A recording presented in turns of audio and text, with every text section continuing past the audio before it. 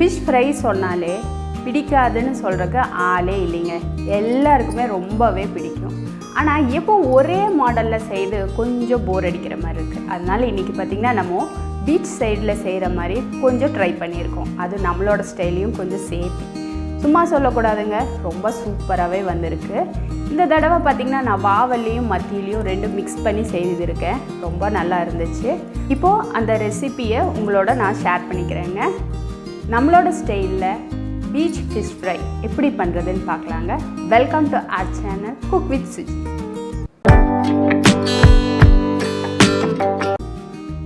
இன்றைக்கி நம்ம ஃப்ரை பண்ணுறதுக்காக வாவல் மீனும் கொஞ்சம் மத்தி மீனும் எடுத்து வச்சுருக்கேங்க. இதோட நடுப்பகுதி மட்டும் நான் எடுத்து வச்சுருக்கேன். தலை வாழெல்லாம் குழம்பு வச்சாச்சு. இது பார்த்திங்கன்னா நம்ம கொஞ்சமாக எலுமிச்சைப்பழம் பிழிஞ்சு கழுவணும் அப்படின்னா நமக்கு அந்த கவுச்சி வாசம் வராதுங்க. நல்லா நீட்டாக கழுவி எடுத்து வச்சாச்சு. அடுத்ததான் நம்ம இங்கே ஒரு பவுல் எடுத்து அதில் கொஞ்சமாக புளி தண்ணி சேர்த்திக்கலாங்க. நான் இங்கே எந்த அளவுக்கு எடுத்திருக்கேன் அப்படின்னு பார்த்தீங்கன்னா ஒரு சின்ன நெல்லிக்காயோட அளவுக்கு புளி எடுத்து கரைச்சி வச்சுருக்கேன். கூடவே 1 டீஸ்பூன் அளவுக்கு இஞ்சி பூண்டு விழுதும் இதோடவே சேர்த்திடலாங்க. அடுத்ததாக ருசிக்கு தேவையான அளவு உப்பு, அதாவது ஒரு பாதி அளவுக்கு போட்டால் போதும், ஃபுல்லாக சேர்க்க தேவையில்லை. அடுத்ததாக ஒரு சிட்டிகை அளவுக்கு மஞ்சள் தூளும் இதோட சேர்த்திடலாங்க. கூடவே கொஞ்சமாக மிளகாத்தூள், அதுவும் பார்த்திங்கன்னா 1 டீஸ்பூன் அளவுக்கு சேர்த்தா போதும், அதிகமாக வேண்டாம். கூடவே 1 ஸ்பூன் அளவுக்கு மட்டும் நான் இங்கே கார்ன்ஃப்ளவர் சேர்த்திக்கிறேன். இது ஒரு பைண்டிங்காக லைட்டாக சேர்த்திருக்கேன், அதிகமாக சேர்க்க கிடையாது. கூடவே ஒரு சிட்டிகை அளவுக்கு பெருங்காயத்தூளும் சேர்த்திக்கலாம்.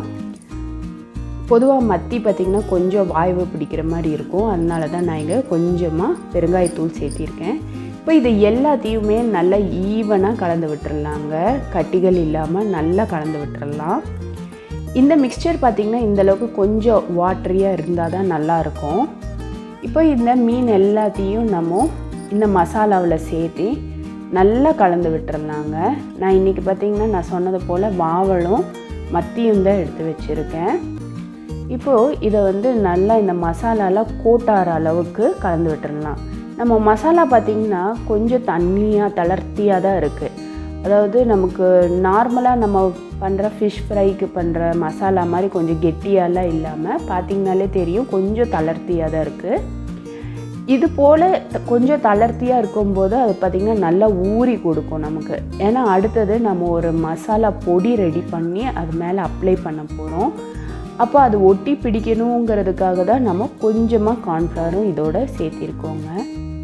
நல்லா எல்லா சைடும் அப்ளை ஆகிற மாதிரி பார்த்துக்கோங்க, நல்லா கலந்து விட்டுக்கோங்க.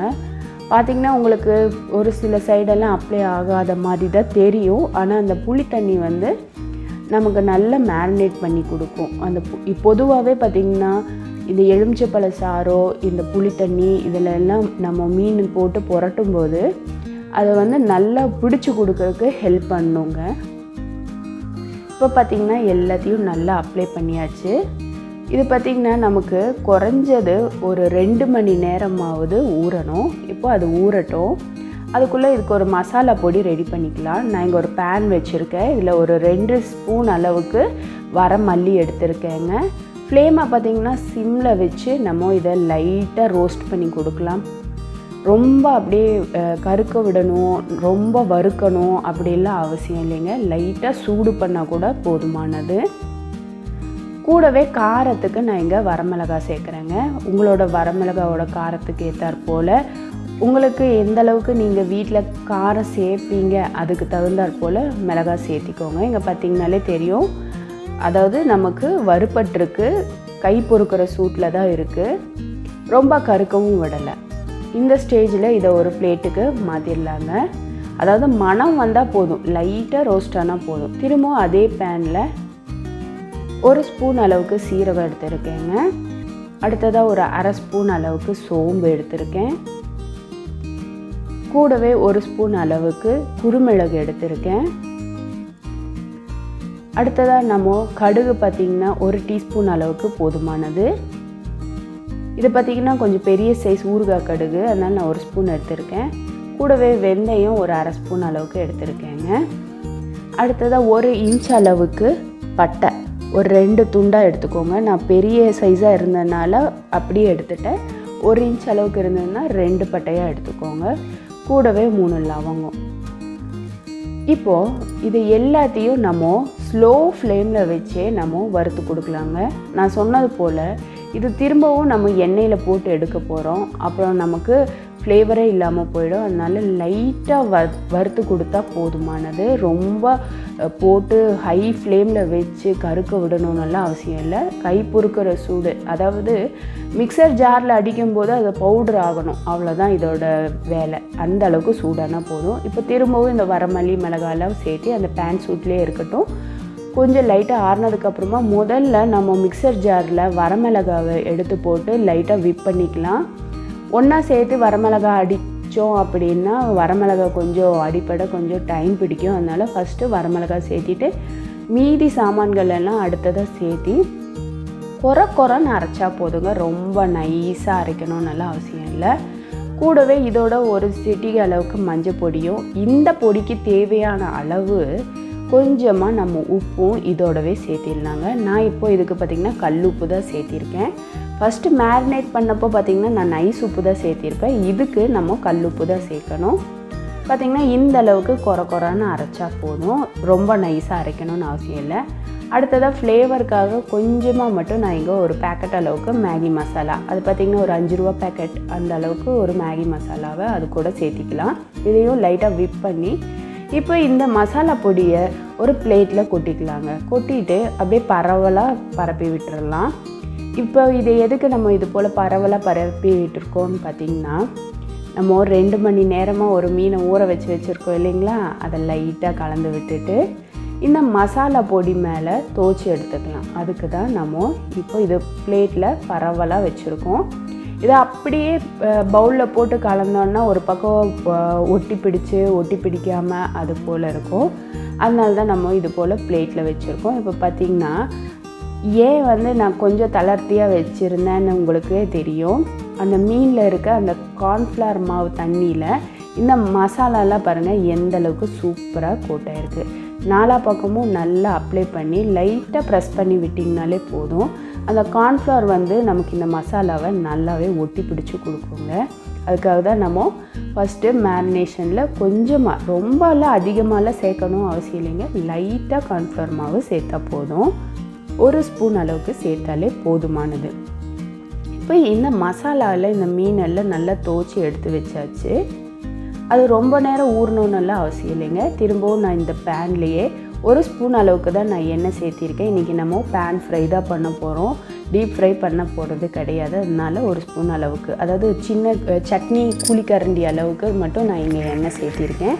இதில் இப்போ நம்ம துவச்சி வச்சுருக்க இந்த மீனை அப்ளை பண்ணிடலாங்க. அதாவது ஃப்ளேமை ரொம்ப ஹையாக வைக்காமல் ஒரு மீடியம் ஹையில் வச்சுக்கோங்க. அப்போ நம்ம ஏன் அப்படி வைக்கிறோம் அப்படின்னு கேட்டிங்கன்னா, இந்த மசாலா பொடியெல்லாம் ரொம்ப ஹையில் வச்சோன்னா கரிஞ்சு போயிடும். ஏன்னா மேலால் லைட்டாக கோட் பண்ணியிருக்கோம். அதே டைம் நமக்கு மீன் வேகவும் செய்யணும். அதனால தான் நான் சொன்னது ஃப்ளேமை மீடியம் ஹையில் வச்சுக்கோங்க, அதாவது மீடியமாக வச்சுக்கோங்க. ரொம்ப சிம்மில் வச்சாலும் நமக்கு சரி வராது, லைட்டாக மீடியமாக வச்சுக்கோங்க. இப்போ ஒரு சைடு குக் ஆனதுக்கப்புறம், அதாவது ஒரு 2 நிமிஷம் போல் குக் ஆனதுக்கப்புறம் இதை திரும்பவும் திருப்பி விட்டுட்டு அதை ஸ்லோ ஃப்ளேமில் வச்சு வேக விட்டு எடுக்கலாங்க. அப்போ தான் இந்த மசாலா பொடி கருக்காது, சேம் டைம் நமக்கு மீனும் குக் ஆகும்.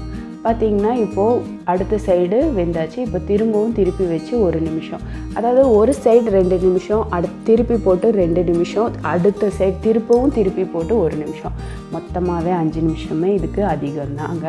ஏன்னா ஸ்லைஸ் பார்த்திங்கன்னா நம்ம சன்னமாக தான் போட்டிருக்கோம். அதுக்கு மேலே வச்சோன்னா நமக்கு உடஞ்சி போயிடும் மீன். அதுவும் இல்லாமல் ஹை ஃப்ளேமில் வச்சோன்னா கரிஞ்சு போயிடும். நான் திரும்ப சொல்லிகிட்டே இருக்கேன், மீடியம் ஃப்ளேமில் வச்சு குக் பண்ணிங்கன்னா அந்த மசாலாவோட ஃப்ளேவரும் மணமும் டேஸ்ட்டும் இந்த மீனோட அப்ளை சேர்த்து வரும்போது அவ்வளோ சூப்பராக அருமையான மீன் ரோஸ்ட்டு ரெடி ஆகிடுச்சிங்க நம்மளோட ஸ்டைலில். பார்த்திங்கனாலே தெரியும் எந்த அளவுக்கு சூப்பராக ரெடி ஆகிருக்குன்னு. நம்ம எண்ணெய் கம்மியாக விட்டு சேர்க்கும் போது தான் இந்த மசாலாலாம் பார்த்திங்கன்னா நல்லாவே ஒட்டி பிடிச்சி வரும். டீப் ஃப்ரையெல்லாம் பண்ணோன்னா மசாலாலாம் கரிஞ்சு போயிடுங்க, அதாவது எண்ணெயில் கரைஞ்சி போயிடும். அதனால் பார்த்து செய்துக்கோங்க. நான் திரும்ப திரும்ப மென்ஷன் பண்ணுறேங்க, ஃப்ளேமை வந்து மீடியம் சிம்மில் வச்சு குக் பண்ணுங்கள். இது வரைக்கும் நீங்கள் இந்த மாதிரி ஒரு டேஸ்ட்டை சாப்பிட்டே இருக்க மாட்டீங்க, அந்தளவுக்கு சூப்பராக இருக்கும் இந்த ஃபிஷ் ரோஸ்ட்டு. உங்களுக்கு இந்த ரெசிபி பிடிச்சிருந்தால் லைக் பண்ணுங்கள், ஷேர் பண்ணுங்கள், மறக்காமல் குக் வித் சுஜியை சப்போர்ட் பண்ணுங்கள் ஃப்ரெண்ட்ஸ். பெல் ஐக்கானோட ஆளுங்கிற ஆப்ஷனையும் கிளிக் பண்ண மறந்துடாதீங்க. இது வரைக்கும் வீடியோவை பொறுமையாக பார்த்ததுக்கு ரொம்ப ரொம்ப நன்றி ஃப்ரெண்ட்ஸ். தேங்க்யூ.